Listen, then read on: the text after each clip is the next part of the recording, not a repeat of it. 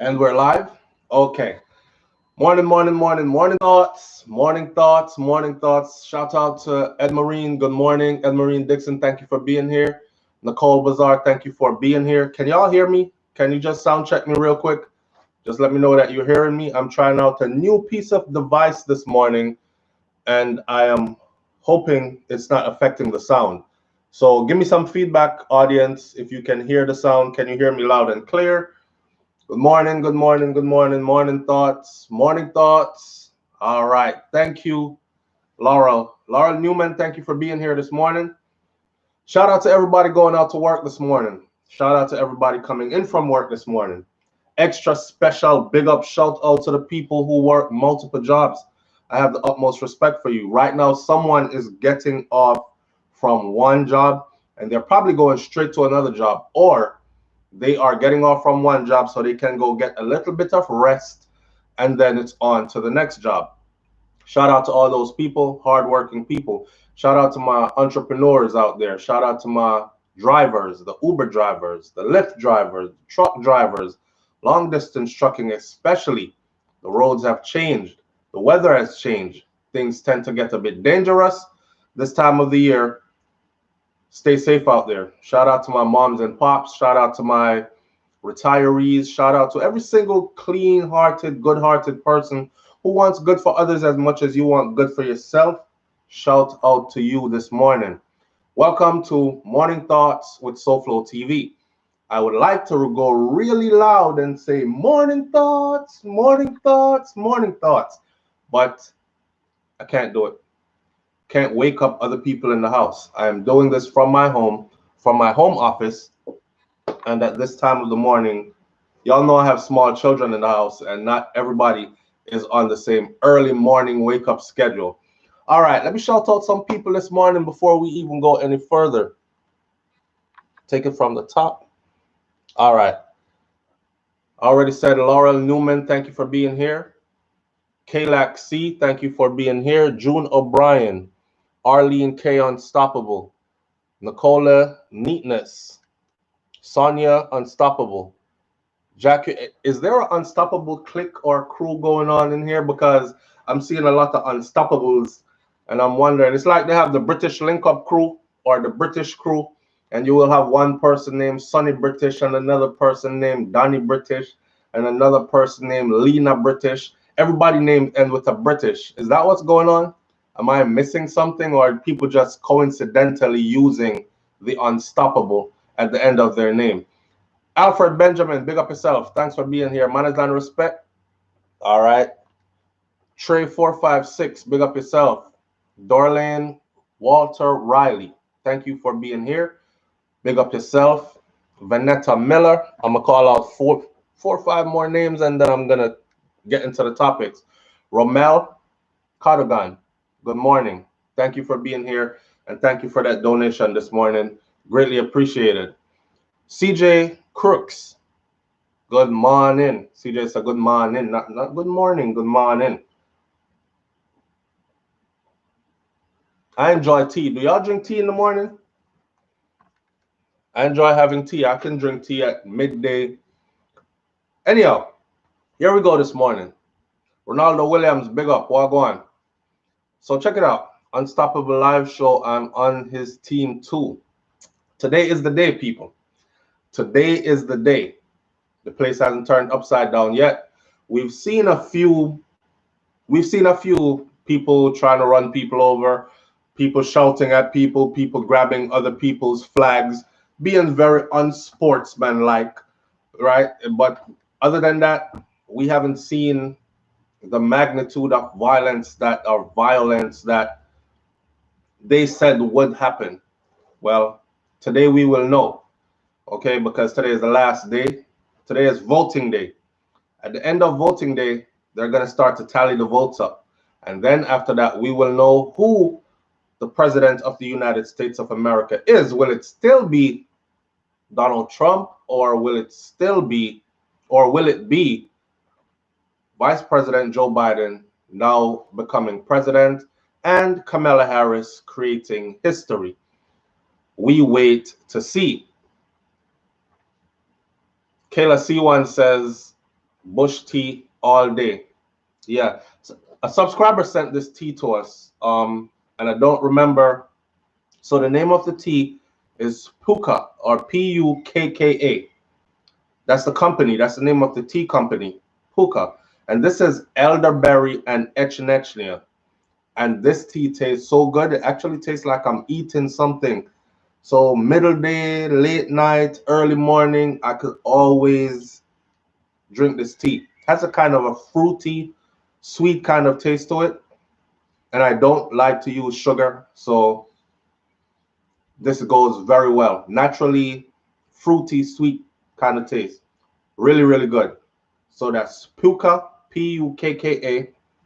And they actually have a website called pukaherbs.com, Pukkah herbs.com. Go check them out. And the tea is really, really good. I'm sure they have a whole bunch of different teas out there. Yesterday, I asked the audience, I said, somebody please, not somebody, I asked everybody. I guess nobody saw it. I asked everybody, please leave me questions, or maybe you didn't have any questions. Leave me questions, and I will answer those questions this morning unapologetically, unfiltered, and we'll move on with the show. I was expecting to see a whole bunch of questions. I checked up to 10 minutes before we started this live, and there were only there were only 4 questions. So I'm going to start off by honoring those people who actually left some questions. They participated. You know, when you're in a class and the teacher put out an assignment, and who participate does and who doesn't, and then the children that participate and did very well, they get a reward. So here we go. Someone's always ready to correct you when you speak. Here what? I say. Somebody has said echinacea and put it in all caps. Thanks for the correction if I saw it go. But you know how we do already. We are Jamaican, and when we grab the word with us, twist it up some. We say echinacea. I saw it go. All right. No big deal. No big deal. No one's hurt. No animals were slaughtered in this. No one was hurt. No human life was taken. We move right along. All right. There's some let me say this before I move on. There are some people out there that actually have, I don't know, I don't want to say there's something wrong with them, but I actually know someone like this. She does English. English is her language that she teaches. She actually teaches English. So if she gets on social media and she's like reading your comment and you forgot to put a punctuation mark where it was supposed to go, hyphen, parenthesis, period, comma, anything, she will lose her shizzle. It freaks her out. That's kind of borderline OCD, don't you think? Anyhow, moving right along. So Trackstar Music. So yesterday I said, do you blame somebody? Laurel Newman says it's a sickness. I don't know. I just think life is just, if it ain't that serious, I don't worry about it. You know? So Trackstar Music asks, yesterday I talked about my brother's passing, and hopefully it would get some awareness. It would raise some awareness to some people so they could start paying attention to their own family members more. And the first question I got was from Trackstar Music. Trackstar Music says, see that Trackstar Music is in the house. Manners and respect, family. Thank you for being here. Trackstar Music says, do you blame yourself? Of course, Trackstar Music also said, I would hate for somebody to blame themselves and all that other stuff, but the main gist of the question was, do you blame yourself? And my answer to that is no, I don't blame myself. When it first happened, I thought to myself that I could have done more.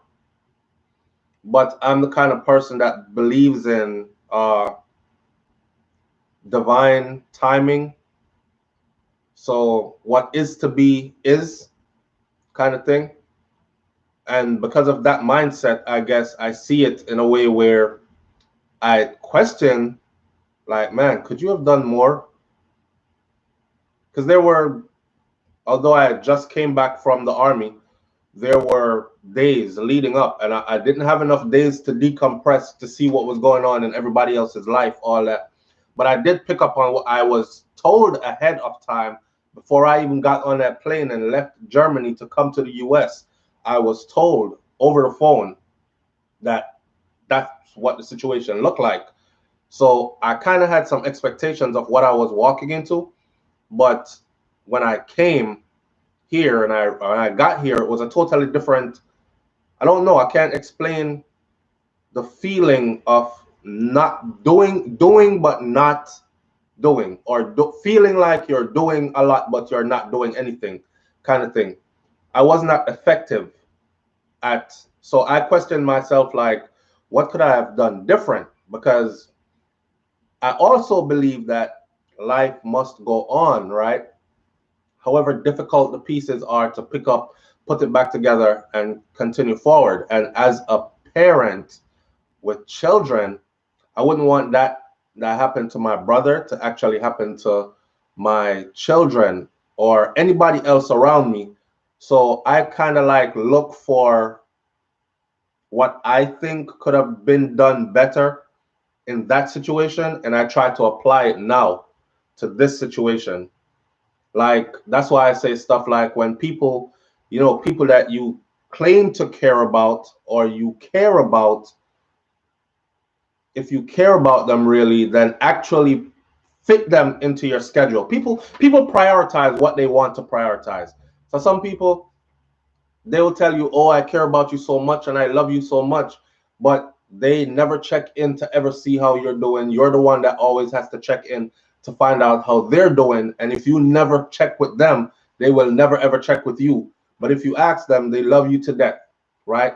They're never there to help you, but people prioritize what they want to prioritize. A person will tell you this: I'm so busy, I just don't have no time to call you. Just understand my schedule. My schedule is really busy. But I bet money, if that person got the person who they like on the line, if it's a man and he got like this girl, this woman on the line that he really likes, and she actually give him the number for call, I bet you say he make time and prioritize and calls her, right? So people prioritize their time to what is important to them.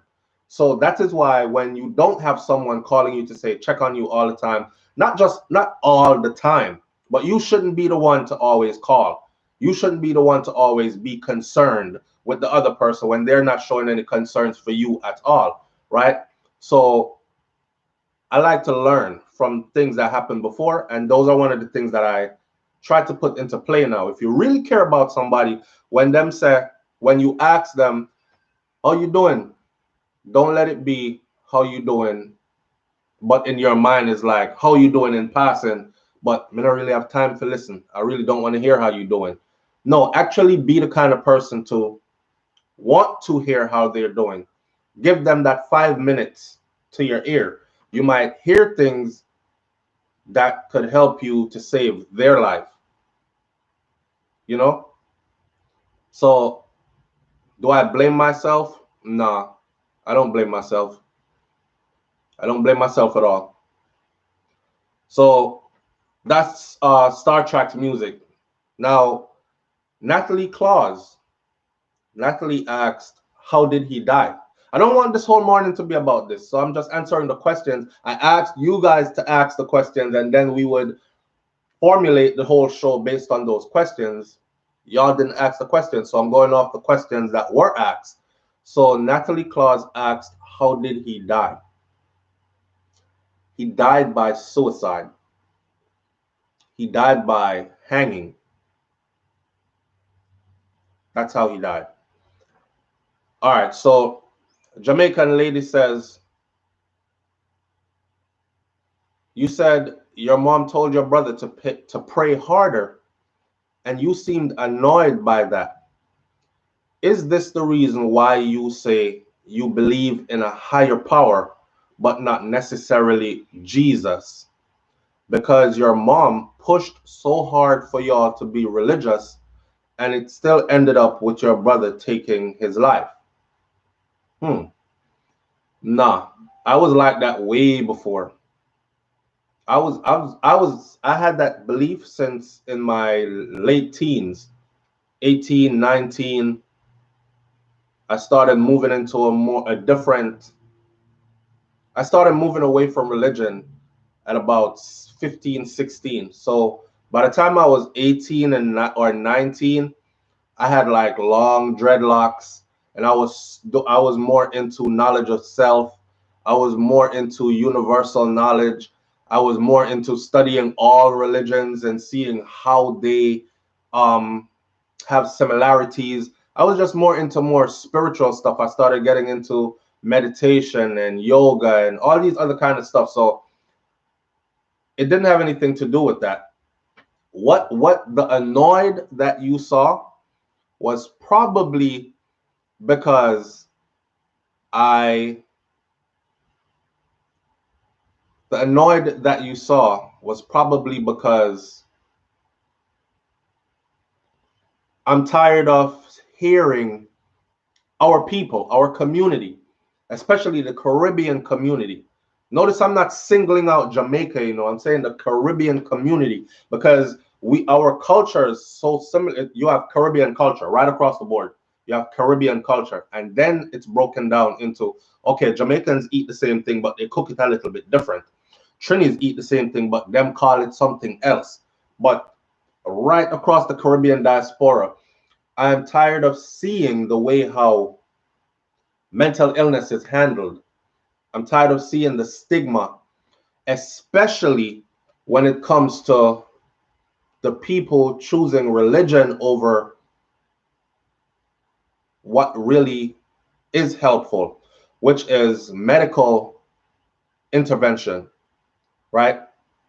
So that's the annoying that you see. That's why I used I can't be a hypocrite. So when I tell stories like this, I've done videos where we talked about mental illness within our community before, and I said that a lot of people cling to their religion, and instead of actually looking at science and what has worked, because there are medications out there that can help these people who are troubled in this manner to live a more productive life, right? And to find happiness and save themselves.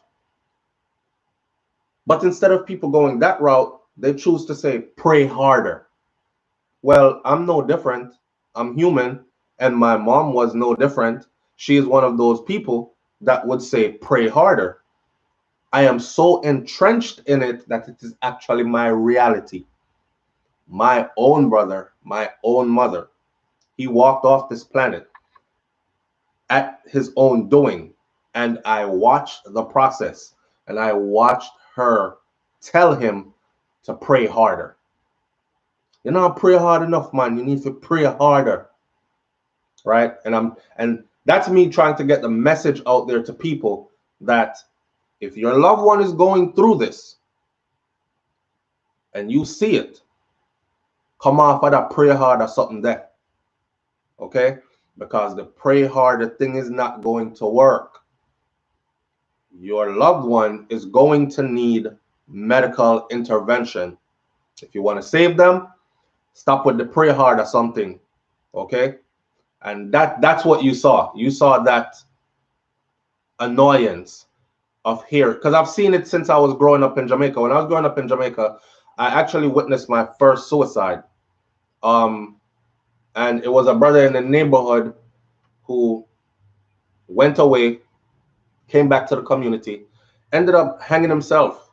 And I remember going on my back porch, and I saw, because my back veranda overlooks some stuff.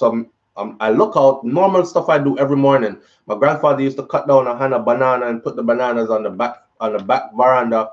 And for those of you who don't know what a veranda is, or a back porch, he would put the hand of bananas on the back porch. We had lots of banana trees.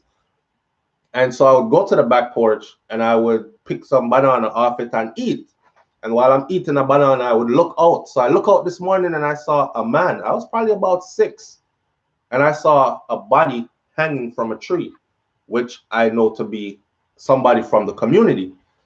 And I was staring at it for the longest. I didn't know what to make of it. I had not witnessed death that close before, seen it like that before. So I was frozen on the back porch. And of course, they came and they cut him down like a breadfruit. You know, actually, they catch the breadfruit because if the breadfruit hit the ground, it's like a mash up. So you want to pick your breadfruit. You don't want your breadfruit just. But it's a big tree he was in. And they climbed up there. From my back porch, I could hear all the screaming. Ah! And I said, okay, that's death. You know when death is in the air, especially in these rural, small communities. I could hear from way up on my yard when them cut him down and he hit the ground, way down so. Boom!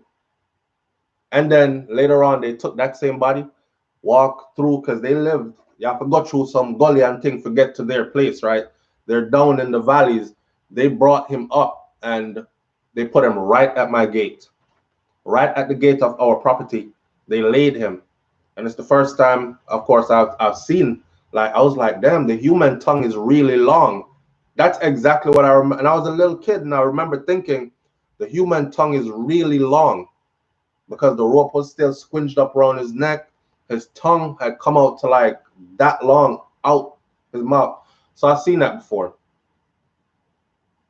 And the whole community was on that pray harder, come turn your life over, give your life to the Lord, come to church, pray harder. And that's all they had to offer. And it didn't save nobody. And it hasn't saved anybody from I was 6 years old till now. Pray harder, pray harder. So it's just a message that I'm passing out. And I'm letting you know from firsthand experience that when you see your family members or your loved ones going through this, that praying is not going to be the answer to this. Now, if you want to pray for comfort, you know, people find comfort in their religion. If you want to pray for comfort and everything else that you pray for that your religion gives you, then by all means, go ahead. But it's not going to solve what's happening to that individual in their mind, in their turmoil. It's not. So that's what you saw with that. All right. And then totally off the topic now, the last question that I got asked was, do you believe this is so different from what we've been talking about. Do you believe that the world's natural resources this is how it's written. Do you believe the world's natural resources is being overused? All right, we're gonna talk about that a little later. So I'll run through some of these comments, and here we go. Trackstar Music said people help themselves every day. Where God at Dan Jordan, LOL. I don't know what that means. I've cut my locks 7 times in my life. Now them have to just grow. And I see you dealing with number 7. I deal with the number 7 as well. All right.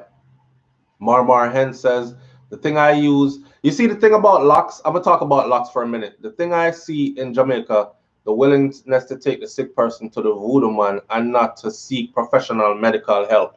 Exactly. And you know why? It's because of the same stigma. Somebody obia him. So we have to carry him, go obia man, go make or obia good obia man, fix him. Like that kind of something there.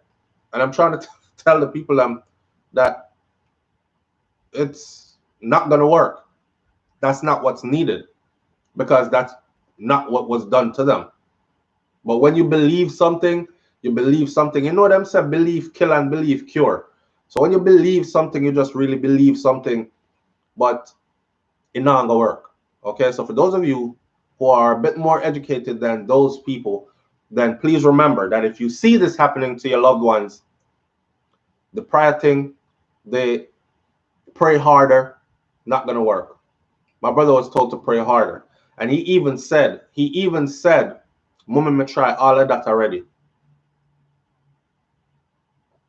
She tell me to pray harder. I've been praying harder. It's not working. Those were his exact words.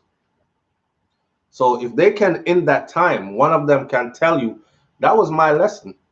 That was my lesson to tell others that don't tell your family member about no, pray harder. First of all, their mind is in turmoil.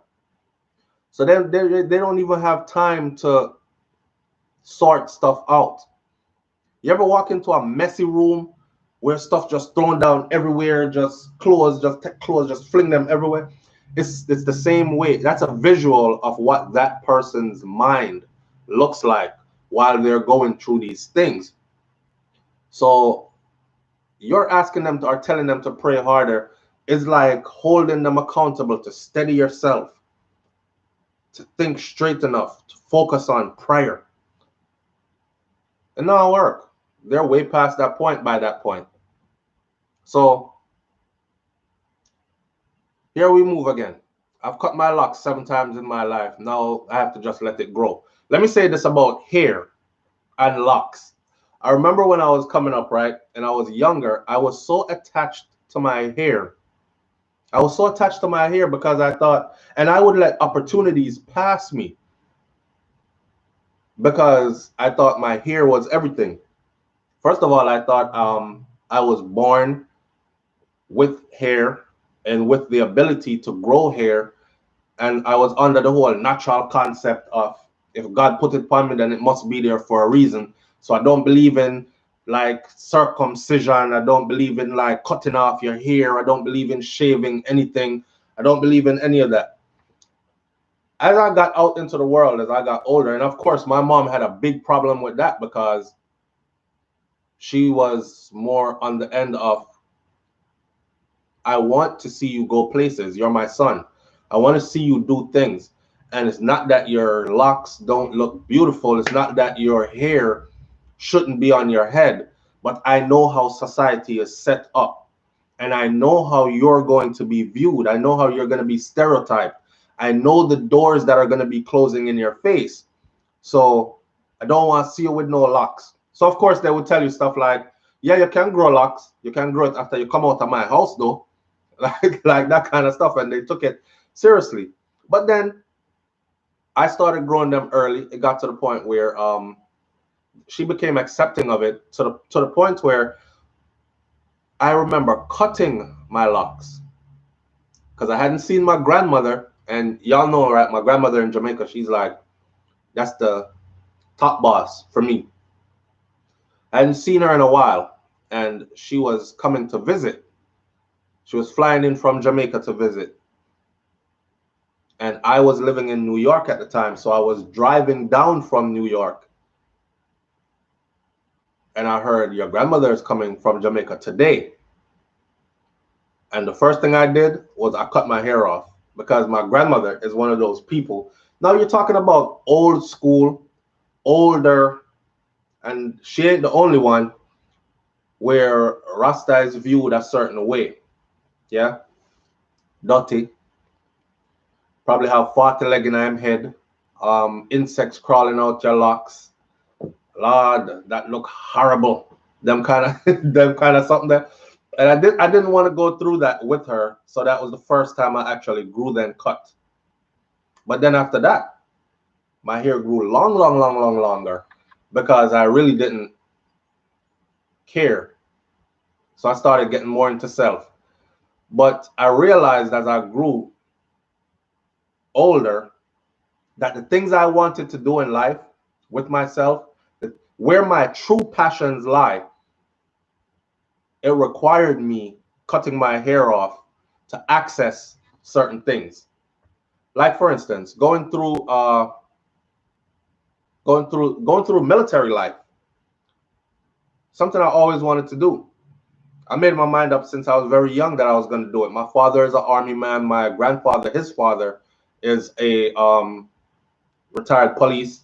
So I was like, yeah, I want to go live that life. But you can't go to uniform in, especially I wanted to go to the army. You can't go to the army in dreadlocks. You never seen a soldier in dreadlocks, unless it was in Bob Marley Buffalo Soldier video, which was not the military. But pardon me. So the whole hair thing, I've cut, I grew back, I cut, I grew back, I cut. Haven't grown back since. Am I growing dreads back? This is, and my hair grows fast, right? And this is just out of quarantine time. Because y'all know that I normally keep like low hair. So that's where it's at now. But am I going to keep that? The answer is no. I'm not going to keep it. I'm not going to grow my hair out or anything like that. I'm just doing this now because I'm able to stay home now.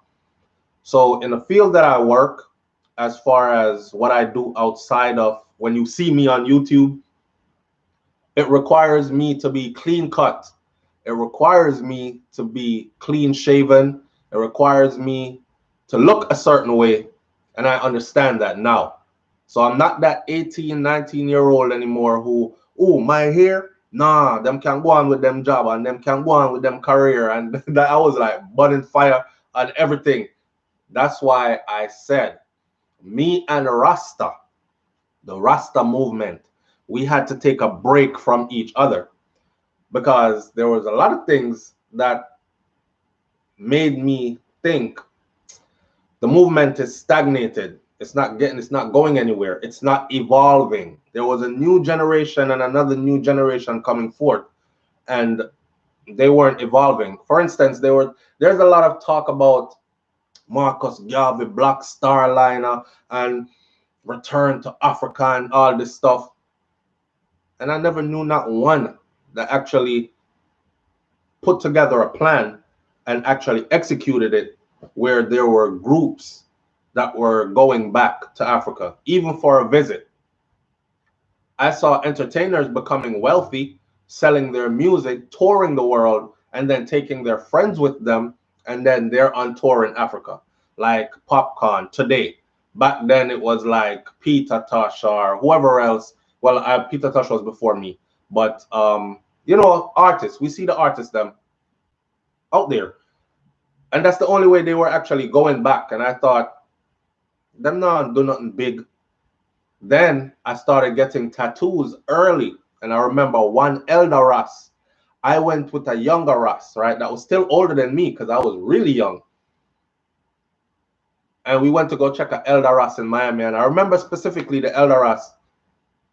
As the other Ras was leaving, we were leaving the store, his store, and he was teaching us stuff like entrepreneurship, not working for anybody. I mean, his beard was matted and long, and his hair, of course, was matted and long, and he was independently employed, running his business. And I thought to myself, I would like to get to that place someday where I can enjoy the things that I'm interested in without somebody setting guidelines for my appearance. Yeah, you can come in the door, but you have to shave all the hair off your face first. Yeah, we'll let you in the door, but you got to cut all your hair off first. Or you have to just style your hair this way or that way, and that's it. So as I was leaving the store, he dap, pound, give the other Ras a pound, a dap. So me now, young Ras, you know, I'm excited to be around the elders, and I stretch my hand out to get a pound because I'm leaving the store too. And he stared at my hand like this, and then looked in my face. Now you can imagine the impact of this on, he stared at my hand, he looked up and down my arm, he looked over me and all my tattoos that were exposed. And at the time, I only had this one. I only had one. I didn't have all these. So he probably would have fainted if he seen these. So he stared at my arm. He went and stared at my arm, and I thought, man, instead of you imparting some knowledge onto me, you actually scorned me in that moment. So I started moving away from those things and started looking more for unconditional love and acceptance in other places, which I found. Now, so the thing though, you let go of the hair grows and it goes and it grows and it goes. It's hair. It's just hair. And now that I have a son, and my son, I don't know if y'all saw the video where my son had his wicks, right? So he had 7 wicks. 7 strands of wicks. That's when you grow your hair thick together, thick like that, and you had 7 of them. And I did 2 videos over the summer with him. One, I did the video where I showed it to the audience, and you should see the amount of Caribbean and Jamaican, particularly older people, mainly. Lord, that don't look good. That don't look good. He's a handsome boy, but that don't look good. Tell him cut it off. And you know, people are, and he was 17 at the time. And then I did part 2 where I actually sat down and gave him the same conversation that I was given. Hey, I want good things for you. I'm sure you want good things for yourself. I've been out here before. I've been down this road with the hair thing. I can tell you how the system is engineered. I can tell you what obstacles you're going to face because of that hair, especially in the manner that you have it, right? I can, and then there were shout out to the people who actually jumped in and they were like, maybe he's not born to be cattle like the rest of us who get in line and go with the flow. Maybe he is someone who is born to cut his own lane, independently employed, an innovator, creator, whatever, the entrepreneur, so on and so forth. That's true. But at the same time, if you're going to take your stuff to another level, at some point, you're going to have to play the game. Now, when you have established yourself and you get to a place of comfort, or you get to a place where you no longer have to worry about how the bills are going to be paid, because if somebody's opinion of you is not the right opinion, then you lose income. And nobody wants to see their children. You know, as a parent, you try to make sure that your kids don't go through the hardships that you went through. So I went down that road. I bucked my toe. I learned. I fell down. I got back up. I learned. So I have lessons. And then I'm teaching my youth them lessons there. So on this show this morning, I would just say the hair is just here. When it's time for me to shave this off, jump on a contract, and be back in my scrubs, I am there. Like, with no attachments to the hair anymore. Shave my hair when I was like 19, 20 years old, I would have died. I felt naked. I didn't go outside. I felt like I lost a part of my soul when I took the hair off. But it's because how I had attached myself to the hair, to righteousness, to strength. Like somebody says, this is, I am he and he is me, says, I feel like growing your hair symbolizes strength. Yeah, because we come from a biblical place, right? And we're trying to think about like Samson and his strands of locks and all these things. We have to translate into real time, today time. I feel like growing my hair symbolizes strength. All right. Vanetta Miller says your brother was sick. Yes, we know that now. All right. We actually knew it then, but we did not know how to access proper resources. Plus, laws are set up a bit different here in the US. For instance, there's a family recently that their loved one was going through. So remember the other day when I did a video where I talked about I saw a murder and I talked about the video? It actually turns out that that person was going through some mental issues. They were having a breakdown and the family called for help. Now, when the family calls for help, police comes. He's a black male. He is out of character. He is scary to us. So everybody had guns drawn from the very beginning, and he's not in his right mind, right?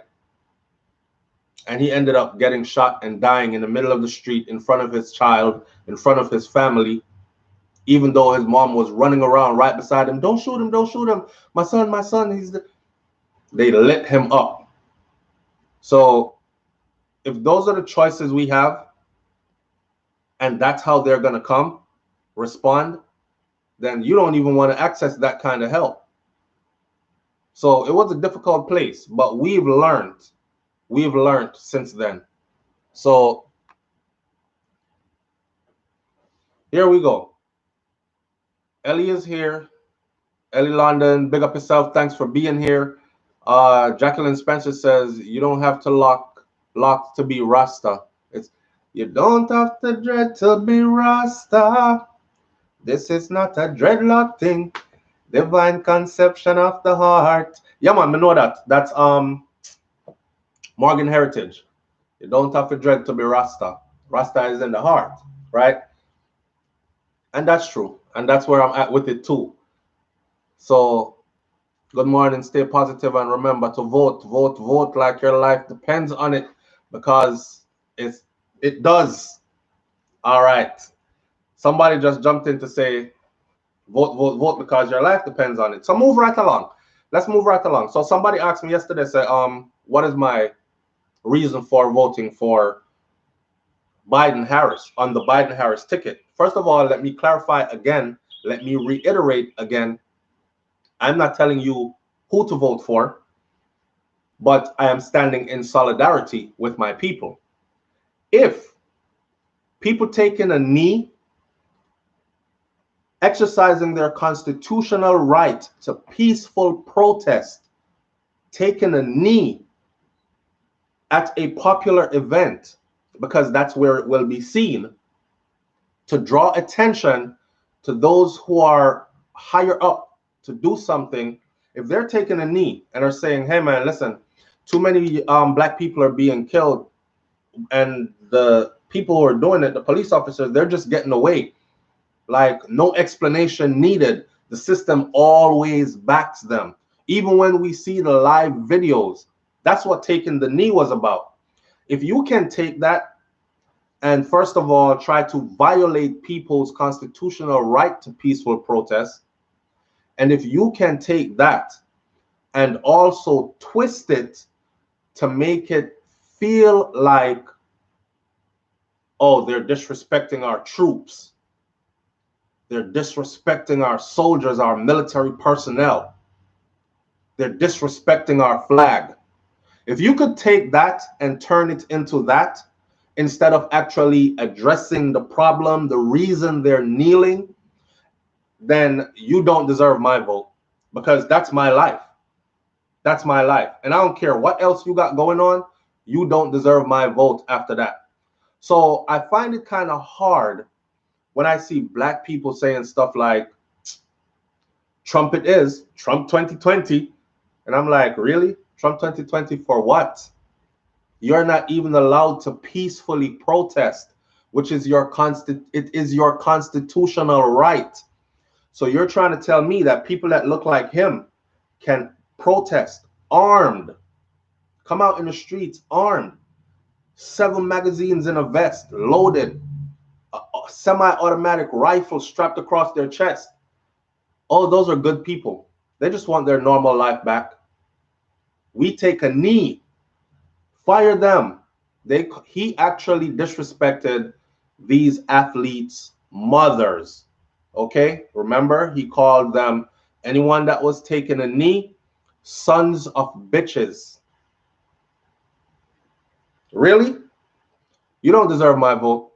And I can't see why a black person would actually try to give you your vote, their vote.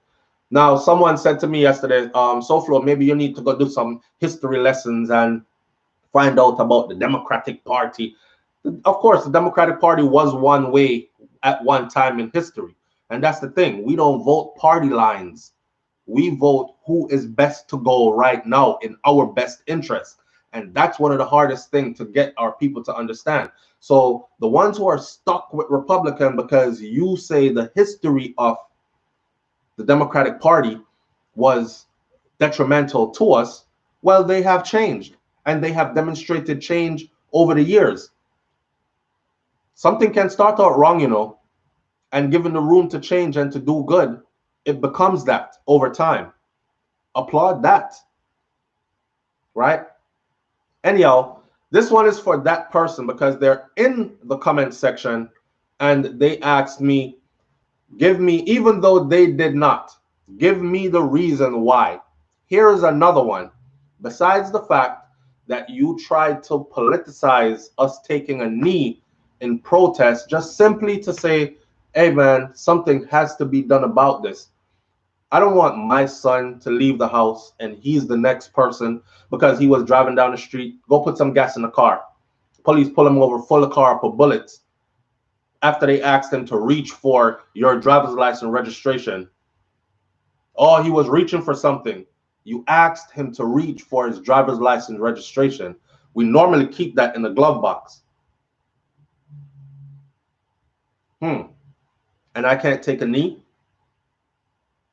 I'm disrespecting the troops. I'm disrespecting the flag.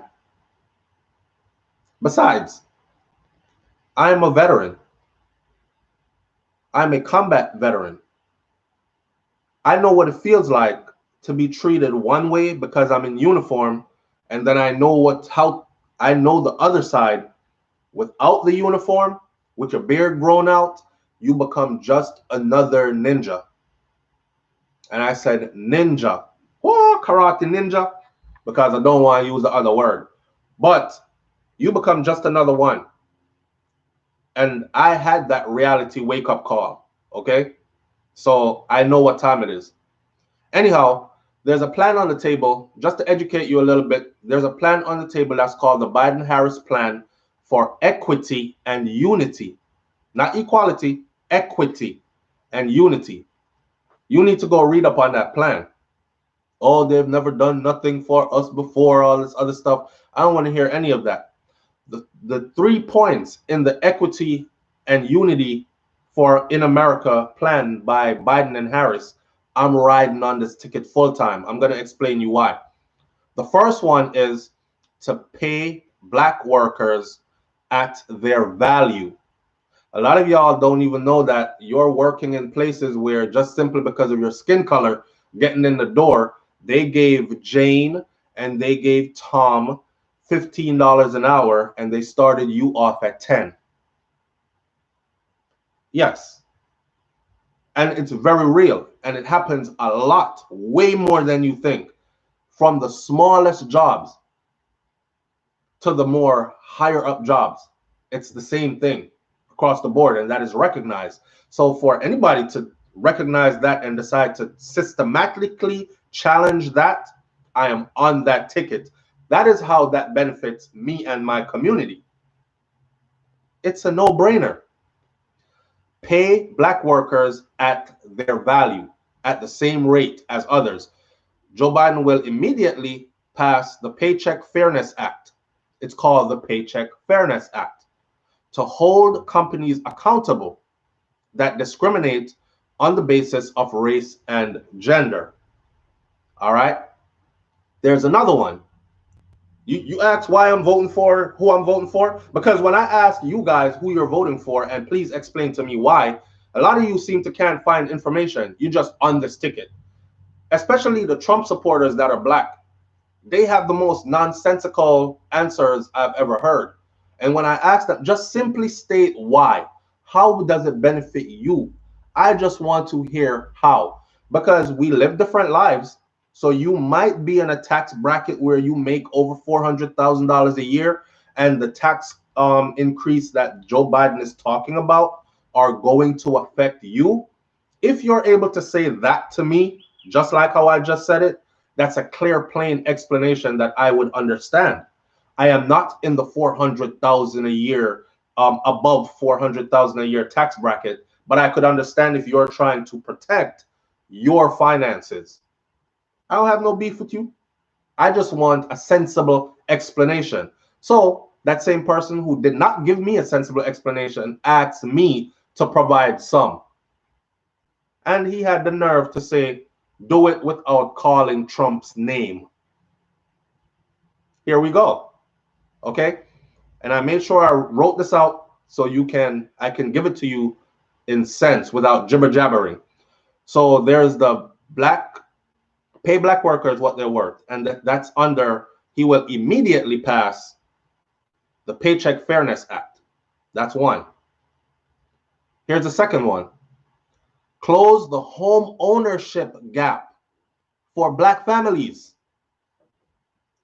I bet y'all are the same ones who are going to fight these people, and then at the end of their term, if they are elected or if they never make it to office, you're going to be over there saying, Well, nothing never changed for us. Nobody never did nothing for me. Obama never did nothing for me.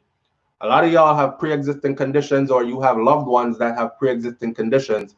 You are not strapped for cash, and they're not either, because their pre-existing conditions are covered under insurance, which before would have kicked them to the curb or increased their premium so much they would have spent out their life savings trying to tend to their pre-existing conditions, or they could simply be kicked off of insurance for not mentioning pre-existing conditions, all these things.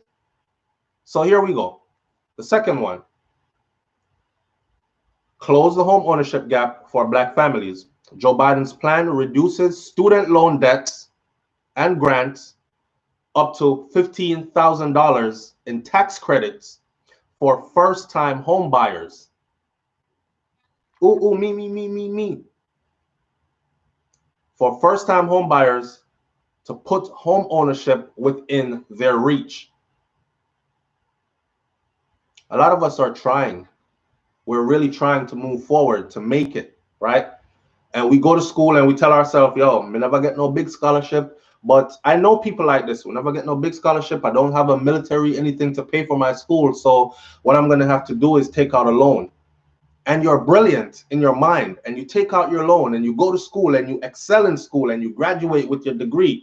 The problem is at the end of your graduation, you have a master's degree or a bachelor's or an associate's, and you have about 15, 20, 25, 30, 40, 50, $60,000 worth of debt. Some people have $120,000, $50,000 worth of debt. And let me tell you about student loan debt. It's one of those debts that you can't file bankruptcy and it disappears. You can file bankruptcy and all your other debts disappear. Student loan debt stays. You're going to pay that off, or it is going to ruin you for a long time to come. So anybody that can tackle that and make life a little bit easier for me to have some money to where I can start to say, okay, let me invest in this property or get myself a piece of property, move from renting to owning, that's a help within itself, right? So Joe Biden's plan to reduce student loan debt and grants up to $15,000 in tax credit for first-time homebuyers to put home ownership within reach.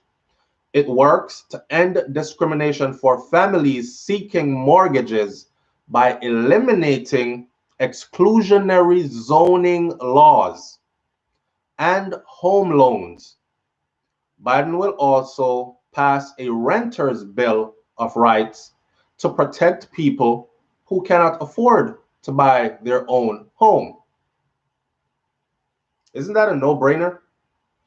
Did y'all know that this exclusionary zoning laws, you know what the exclusionary zoning laws really say? It says that you can't live in that area. Why?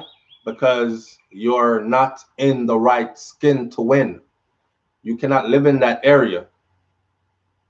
So even if you got your money and you see a nice area and you like, listen, I'm moving up in life. I want to raise my kids in an area where they can play in front of the house also without worrying about crime and violence or anything like that. I've been working hard over the years. I'm doing good. I got my ducks in a row. Let me go ahead and, nope.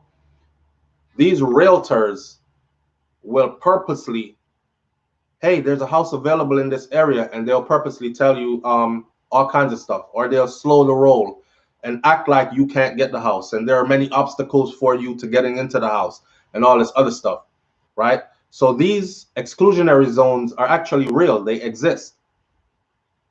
This is a holdback. It's like you can live in this area over here with your people over there.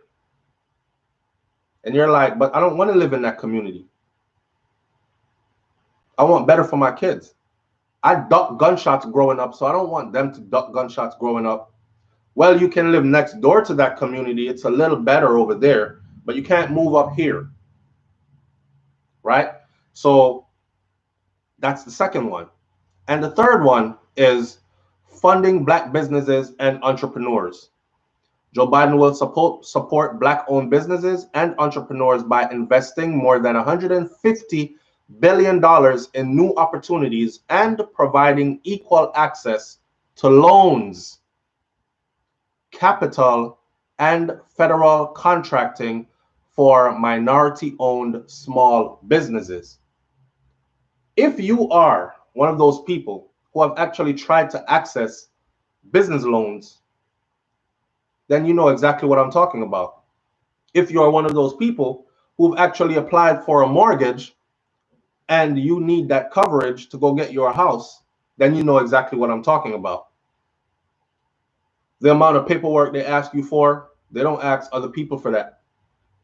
The amount of things they ask you to prove, they don't ask other people for that. It is discriminatory, and it is happening, and it's real. But people have been able to look past it for years.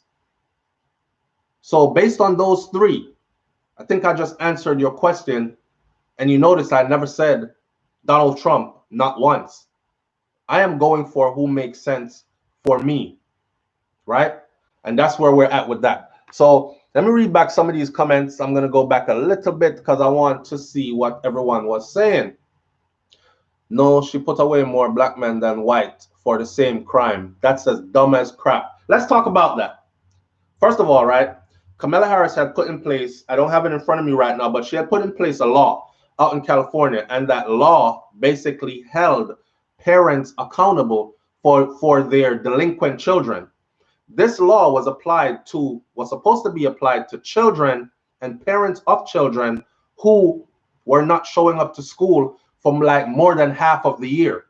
Now, what kind of a parent are you that they need a law to make sure that you are responsible for your child showing up to school, or you're playing an active role in it?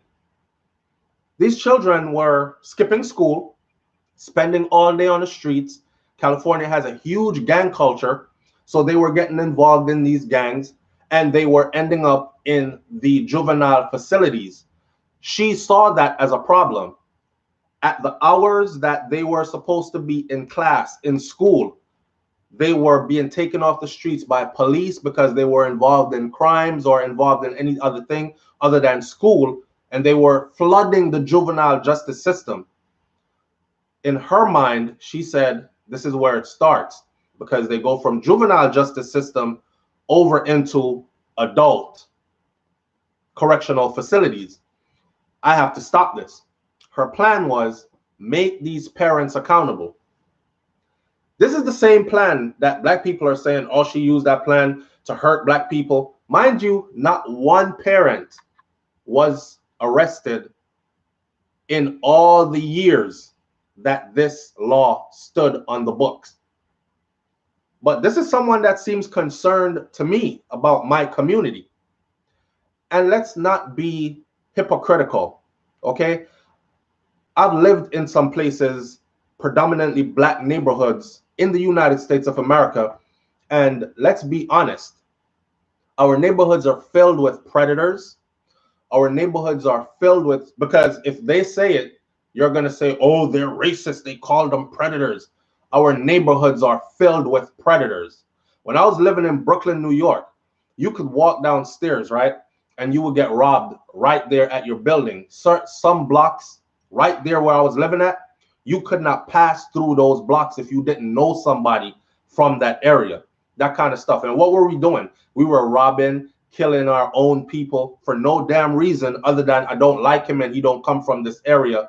We have a lot of predators in our community. So if she was sending their asses to prison, then send their asses to prison. I don't care if she locked up more blacks than whites. What was she locking them up for? I'm not concerned about whites. I'm concerned about getting the predators out of our neighborhoods so our children can grow. So our children can grow and have freedom without these people in the community. Yo, you got to come join our gang. If you can't join, if you won't join ours, then you not from around here. And we're going to treat you like the ops. You know what I'm saying? That kind of stuff. I got a morning call coming in. This better be about, watch this. SouFlo, good morning. Good morning, sir. I'm on a live show. What's going on? Oh, you're on a live show? Yes, sir. Oh, actually, I'm calling from Canada. I sent you a message about a day ago, but you didn't respond, so I decided to call you again. But if I'm gonna interrupt you now, I prefer call back again. All right, family. I'll look forward to your call later. Okay. All right, bless up. All right, we're gonna go a little longer this morning. Let me interrupt first by saying this. People, a lot of people call me. They call me all the time. SouFlo want. This is my business phone. I have two phones, okay? This is my business phone and this is my personal phone. If this phone calls, I know that it's family members or something other than. If this phone rings, I know it's business. Supposed to be. What this phone has turned into is people calling, ring off my phone all day. Sometimes I see the same number ringing for hours on end. And when I finally answer, because I know it's foolishness, when I finally answer, want me SouFlo? Yeah, man, I just a call for tell us that big up yourself, you know. It's a business phone. I can't call Florida Power and Light. I can't call the utilities company and just, the girl named Stacy will work up front. Stacy, big up yourself, you know. I'm just calling to say, yeah, do a good job and thing like that. I appreciate that you want to call SouFlo and you want to build with SouFlo and have a reasoning with SouFlo, but I don't have the time for it. I don't have the time for it. And a matter of fact, I'm going to start being very harsh. Anybody calls my phone, my business phone, and you're not talking business within the first 2 seconds of me answering that phone, I'm going to hang up on you and I'm probably going to block you. Okay? So please, if you're going to call this, let it be about some new story that's developing that you have some inside information to, or you have a link for me to get to it so I can go do my own research and put the story together. Or it has to be about business. Are you calling for collaboration efforts? Are you calling for promotions? Are you calling for something like that? That's what a business phone is for. Now, anyhow, back to the whole Kamala Harris thing. Those people that one guy was locked up and it was proven that he didn't do what he did. So now they're acting like all the black people that went to prison or jail under Kamala Harris, that they didn't do what they did and they were innocent. Oh, they got locked up on drug charges. It wasn't that serious. Drugs is illegal.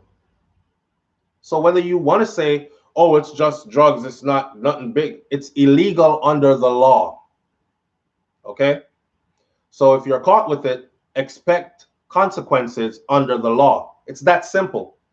We fail to hold our community accountable. And for the first time, there's this, I don't want to say it, because there's this one person that she just disgusts me. But there's actual truth in what she says about our community and how we cater to the bottom half. I actually really see it now. It's not the bottom half as in those who are financially, economically disenfranchised. We tend to cater to the bottom half, the no good ones, the ones who have no good intention, the ones who are not progressive and productive, the ones who give big ups and respect to people coming back to the hood. Yo, that's the OG right there. Yo, I got mad respect for him. He just did 15 years in the joint, son. Now that's tough right there. And he ain't snitch on nobody. That's who we glorify. Brother went off, got his associates, got his bachelor's, got his master's. He's in med school. He come back to the hood. This motherfucker think he's smart. He think he better than everybody else. That's us. So in my book, if they were doing wrong, I don't care if more of them got locked up than white people. Were they doing wrong? And the answer is yes. So they faced the law. Plain and simple. I don't want to go to jail for drugs, so I make sure I don't carry any drugs on me when I'm out there. I don't want to go to jail for being in possession of an illegal firearm, So I make sure I don't carry any illegal firearms on me. I don't even want to go to jail for driving on a suspended license. In some states, they will let you park the car and they will tell you got to tow it. In the state of Florida, where I live, they're handcuffing you behind and you're going to jail. So I make sure that my license is up to date. I make sure that my insurance is up to date. I cross my I's, I dot my T. I am responsible for my own life like a grown man. Nobody has to make a law or a rule that might affect me for me to check in and make sure that my kids are in school, they're doing schoolwork, and they're excelling in academics. That's your responsibility as a parent. So the fact that she tried to hold them accountable for their self, she's supposed to be our enemy now? I can't ride with that. It makes no damn sense to me. I am he and he is me says, bro, if my reasoning is right, Joe Biden will win, but he will mess up America. Yeah. It's funny how people talk about stuff that they don't know. He will mess up America. Did Trump mess up America? That's my question to you. Did Trump mess up America? Because you are guessing that Biden will mess up America. Trump has proven to us that he will mess up America. He already did.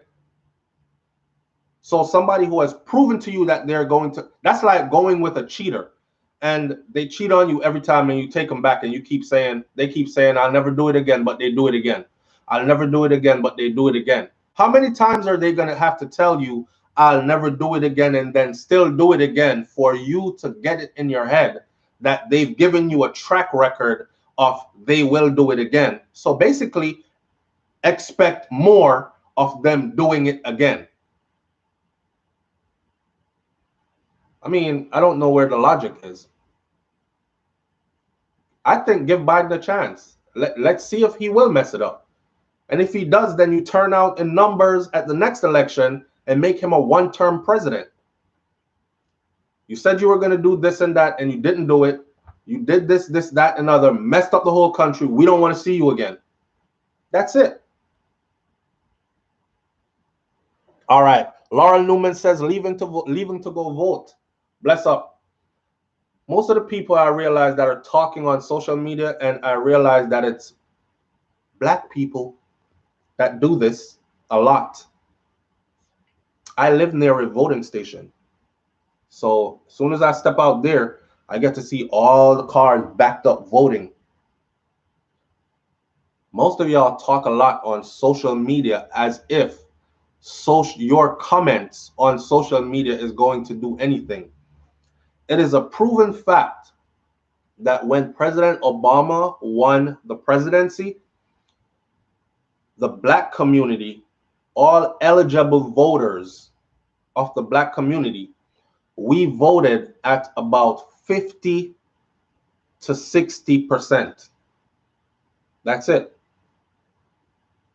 And even then, there was a huge surge of hope and, oh man, creating history. And, you know, the current was kicking.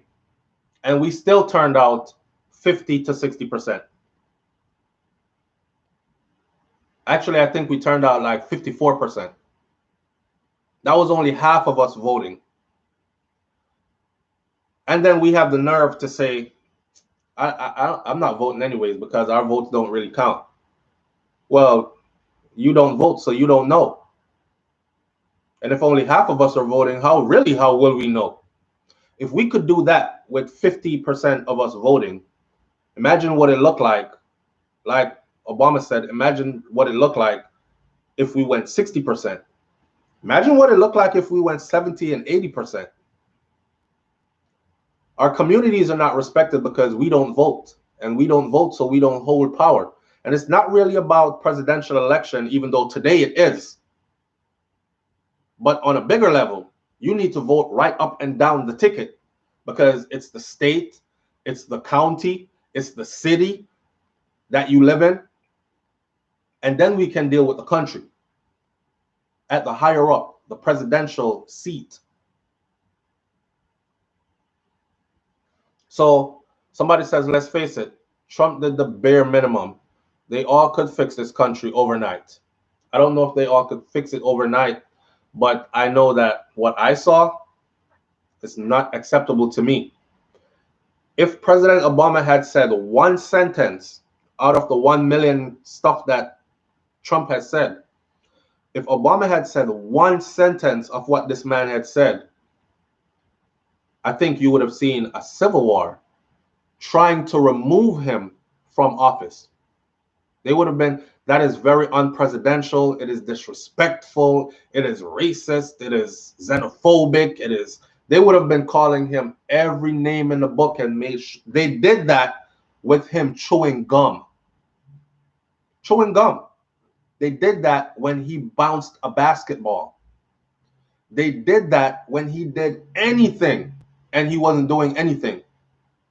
So imagine what they would have done if he actually got up on a podium and said some of the stuff that 45 has said. They would have burnt this thing down, trying to get him out. And like I said, for the simple fact that he was trying to deny and went so hard at denying people their constitutional right to peaceful protest, just to simply take a knee to say, I'm not standing when that plays. For the land of the free and the home of the brave. I don't feel free, so I'm not standing up. Matter of fact, I feel oppressed, so I'm taking a knee. That's what that was about. Instead of showing compassion, caring, if you really cared, you would have been like, hey, we need to have a conversation. You guys are taking a knee. I mean, there are millions of kids across the globe that look up to you guys because you're like super athletes and all this other stuff, and you're multimillionaires. You get paid a lot to do whatever. Nope, they preferred to resort to just shut up and play. Just shut your mouth and play ball. That's what we pay you for. We don't pay you to think. We don't want to hear your opinions. Just shut up and play ball. It was too easy to address that if you really cared. Hey man, as your president, I see what's going on, you know, and it's disheartening. And we have to fix this. Let's move forward as a nation and try to address this systematically, try to fix it. No. The ignorance, the arrogance. If I have to tell you that my life matters, then I already know that you don't give two craps about my life. And for that reason, I'm out. That's my Shark Tank line, by the way. And for those reasons, I'm out. You understand? And that's where I'm at with it. I don't want to hear the whole, oh, he's going to mess up the place again and all that. Somebody says, stop complaining about the past and move into the future. Yeah, that's kind of hard to do because sometimes we have to look at the past because it tells us what is about to happen in the future. The past repeats itself if you don't learn and adjust, right? All right, so Anne-Marie the group. Okay, Anne-Marie is talking to Truth Seeker. Let's go to Peyton Place. Peyton Place says, Black people don't do anything until it affects them. We all need to be more proactive.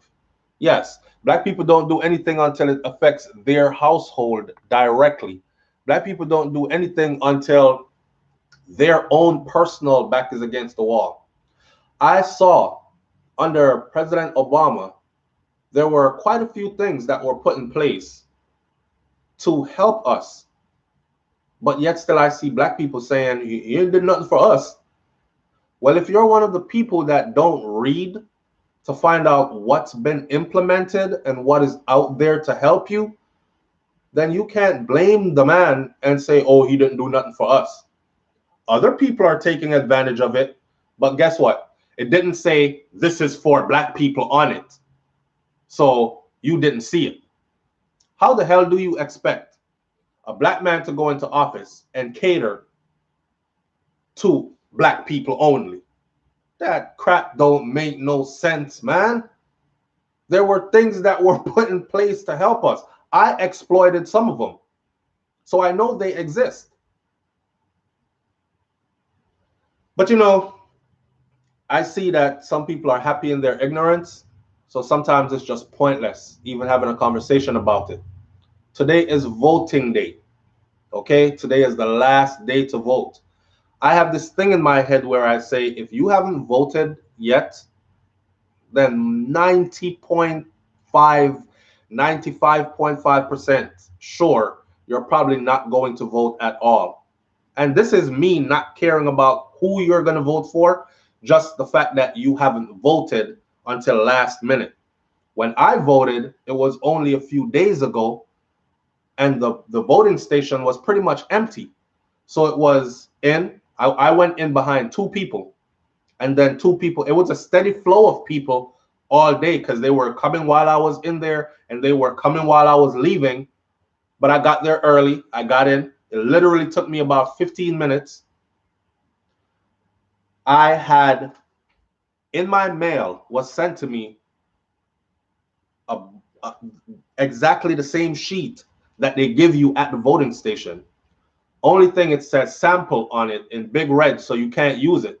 So I already went online on the computer, sat down with every name that was on there. And I'm talking about who's running for mayor of my city. Right now, there's a Jamaican female that is running for mayor of my city. I didn't want to just vote for her just because, oh, she a Jamaican, so I go vote for her.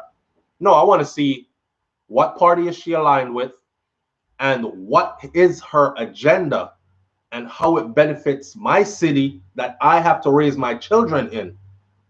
So I went and I did the whole sample ballot. By the time I got there, most of my time was spent just standing in the front of the line waiting because there's social distancing and all that. So I'm waiting until I got called forward. And then when you got called forward, they give you a pencil and they say some couple of words to you. You have to verify yourself with your driver's license or some ID government issued. That's where most of my time was spent.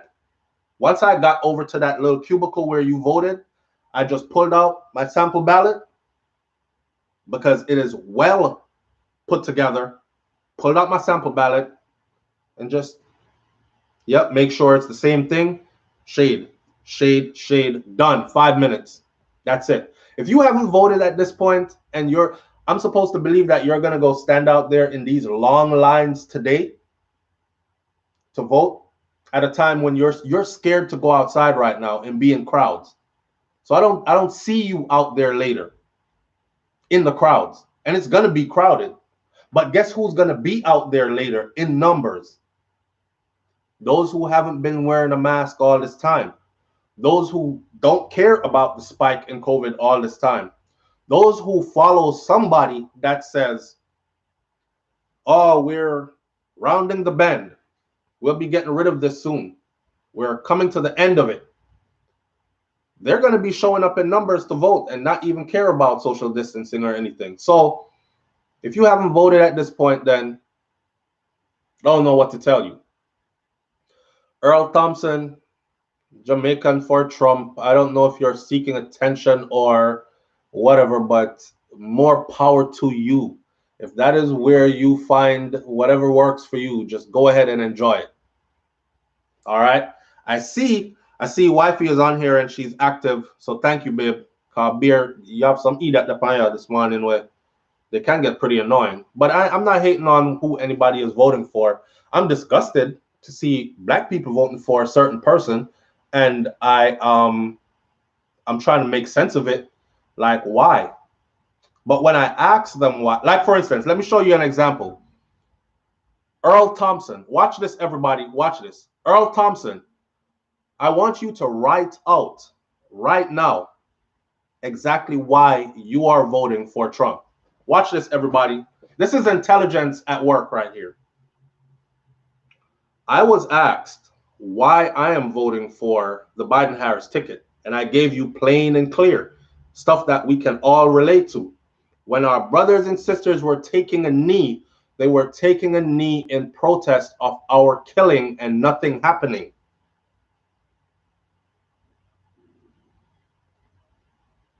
It was switched around. and turned into they're disrespecting the flag.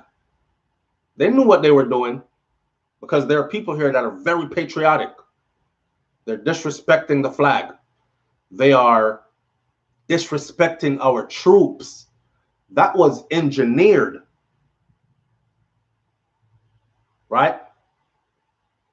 So for that reason, I couldn't side with that. And then on top of it, I gave you word for word. This is already in writing and put to proposal, the Biden-Harris plan for equity and unity in America. Go look it up. When I ask these people, tell me why you vote for so-and-so, they don't know. They just, yeah, because Trump had the better choice. Okay, why? So here we go.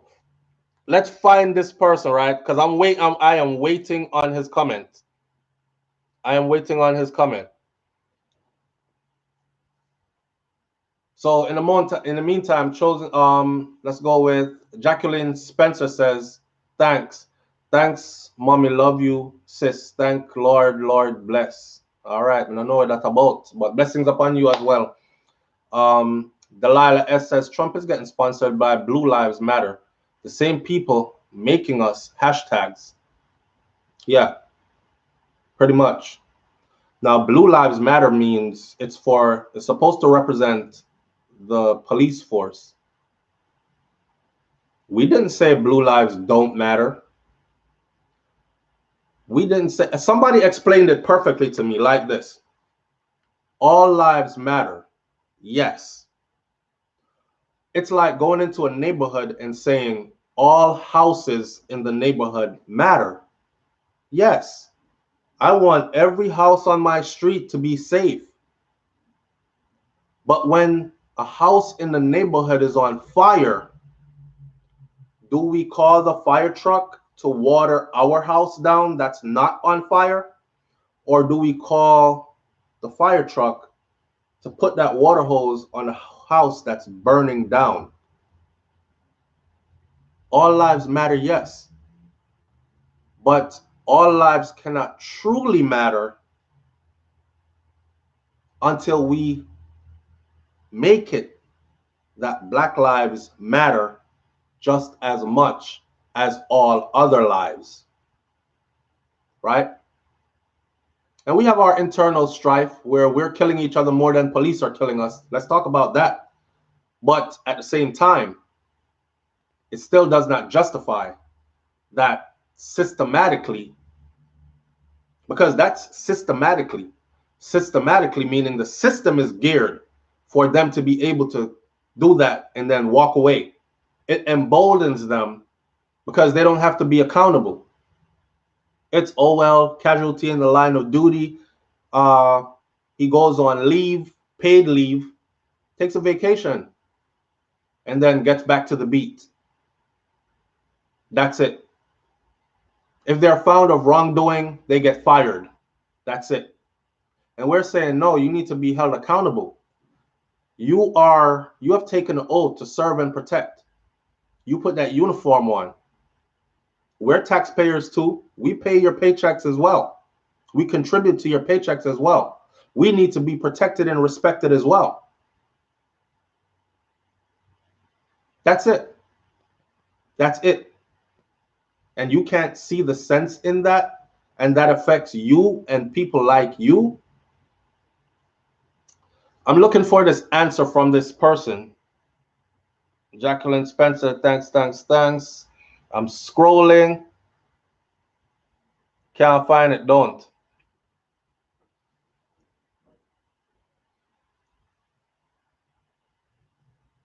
Okay, we'll give Earl one more minute. We'll give Earl one more minute. Babe, if he doesn't answer, just fling him out. He answered. What did he say? I don't see an answer. Let me go back. I don't see an answer. I'm looking for the answer. I don't see an answer.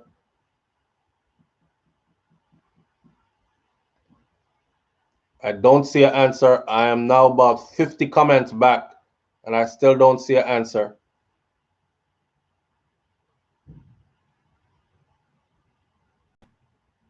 I don't see no answer from Earl. I see no answer. Okay, unruly behavior is not being abused. Because everyone is equal under the law. I don't know what everyone is equal under the law means. Everyone is supposed to be treated equally under the law, but that's not how it is. That's not how our reality. And if people are going to peacefully protest, as simple as taking a knee, and you have an issue with that, then I have an issue with you. You know what I'm saying? They're protesting to be treated equally under the law, as it should be. The funny thing about my people, which is black people, is while you are fighting for them, they're fighting you as you fight for them. So ignorance is a hell of a thing. Ignorance is a hell of a thing.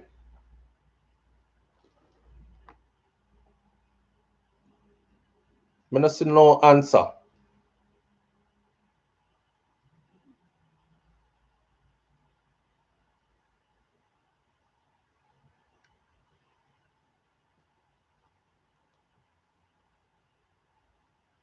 Okay, check it. Let's bring this in. So because I got about 4 more minutes on here, I gave you an extra 30 minutes today. Check this out. Did Earl answer? Did you see his answer? Yes or no?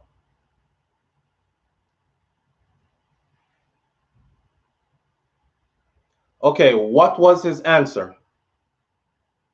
Because I am looking 50, 60 comments back and I have not seen his answer. So what was his answer? So for those of you 1, 2, 3, 4, 5 people that are saying he did answer, what was his answer?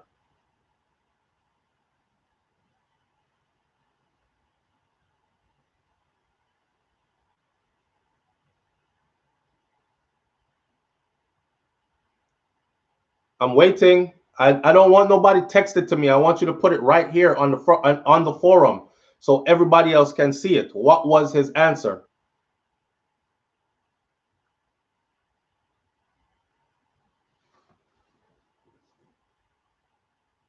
He said 47 years Sleepy Joe did and nothing. Trump did more for black people. That's the dumbest BS I've ever heard. That's the dumbest BS I've ever heard.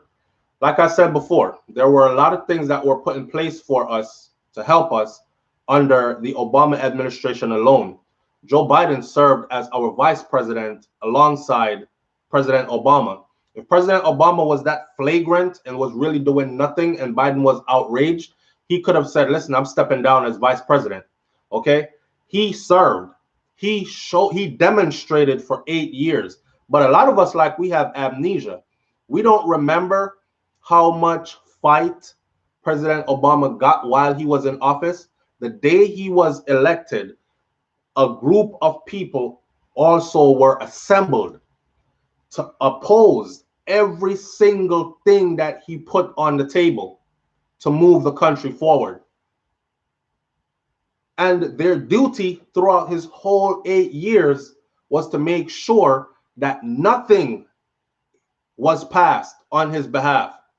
And when they weren't able to do all that at 100% rate, in comes number 45 to try to clean up the rest that they did not do. So here we have repeal Obamacare. Okay, but what are you going to replace it with? It'll be a better, strong, the best healthcare you've ever seen. Yeah, what is it? The details in it. We don't just want to hear about it's the best healthcare you ever seen. We want a comprehensive plan put together by your team, like they did with the what they call Obamacare. Put that online for us to go read through it ourselves. All he could tell us is it'll be a better, great healthcare, the best you've ever seen.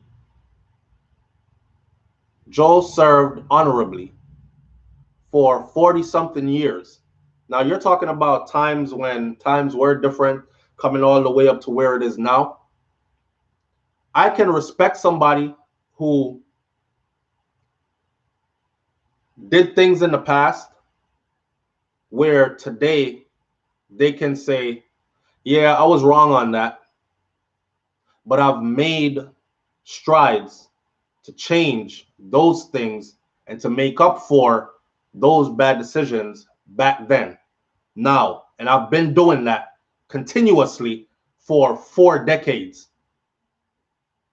So I could more work with that. But if that's the best answer this person can give, oh, he was there for 46 years or 47 years. What was he supposed to do? Was he a president for 47 years? What exactly was he supposed to do? This is the same type of people that say stuff like, Obama didn't do nothing for our community. He did for everybody. And you were supposed to take advantage of it, and you didn't. That's it. Victor Bailey says, combat vet for Biden. Oh. And that's where it's at. All right, right? Here we go. We're going to leave it right here this morning and debate me about Biden. Have a great day. Yes, Obama didn't disgrace the community. He's been married to the same woman for however long. He's raised his children. He was not caught up in any scandal. He didn't sleep with anybody. He is not accused of hanging out with Epstein on that island, pedophile island. He's not seen in those photos. You know what I'm saying? He has nothing to his name. Clean whistle record. Ivy League. Let me close this video by saying this, though. That's always been how America is. And I tell people that all the time. When I see somebody that's like white and they're doing bad, I call it a waste of white skin. Because they're in the skin to win. That's how the system is set up. So they can go from being bummy one day, dirty, messed up on the street, go to a thrift store, get a couple of outfits, go clean themselves up somewhere, and go step into a job interview. And as long as they're able to articulate at basic level, they'll more than likely get the position over you. Right? When you get in there, you have to be Ivy League. You have to pull out your degrees, even where degrees aren't even required. You got to pull out your degrees. You have to outshine them 10 times. And when you get there, you have to outwork them 10 times over. But that's just how it is. Don't you think that that's the exact same treatment that President Obama got? We just see a microcosm of it. But anyhow, I'm going to leave that one right there. Interesting. I love talking to you guys in the morning. It starts my day off right. I'm going to say big up, bless up. And I don't really care who you vote for at this point, because it is what it is. Everybody has their choices and they have their reasons why, even when some of the reasons are asinine as hell. In my understanding, it still makes sense in your mind. So go ahead and do you. All right. It's just manners and respect to each and every person. And that's where I leave it at. All right. One love, people. And tomorrow we'll be here again on Morning Thoughts for Hump Day celebration, 6 a.m. to 7.